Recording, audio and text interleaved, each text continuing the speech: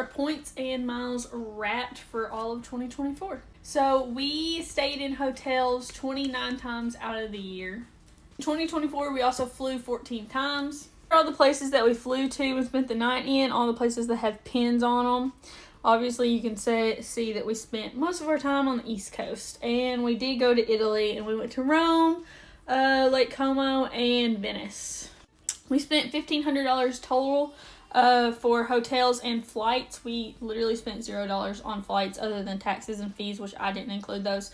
But we spent about $300 for 2 nights in Louisville for a hotel during the PGA tournament. And then the other $1,200 was spent for our 10 Airbnbs that we stayed at in Italy.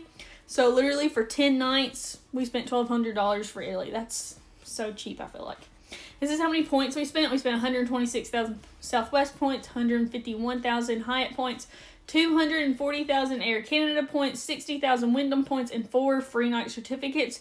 3 of them were Marriott, and 1 of them was an IHG, which is like Holiday Inn.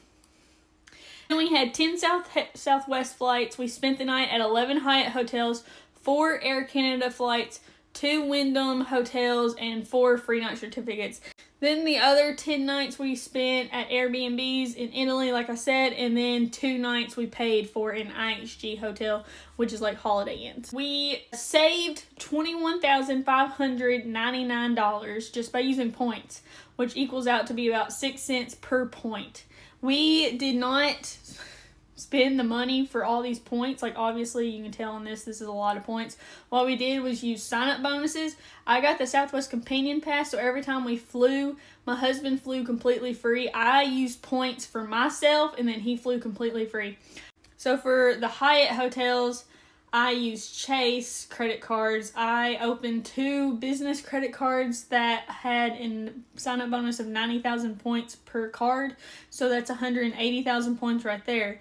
So that's what that came from. 240,000 Air Canada miles. You know, we had a wedding, redid our whole entire house last year. So we opened like 7 credit cards in 2023. And I had like 500,000 points just banked up. Air Canada, you're able to convert from Capital One and Chase credit cards, so we did do that. And I believe at the time there was like a bonus, so it was like 20% if you transfer so much points or whatever. So that's where a lot of those credit card points came from. And then Wyndham, I opened a Wyndham business credit card and was able to get points from that.